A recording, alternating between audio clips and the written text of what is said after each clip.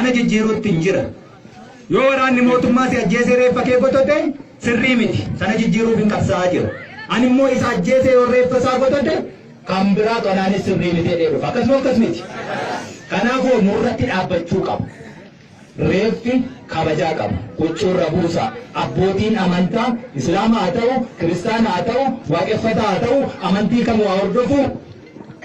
Saafuu Oromoon namaaf qabuun haasaa awwaala. Yoo awwaaluu baanneeyyuu unumaaf magaala kana keessa jiraattu moo jiraattan? Borga nama akkam ta'a? Akkam ta'a mee natti himaa? Mee dhiisaa yoo ayyee sin jibbisiisee sin hidhaa ture, sin reebaa ture.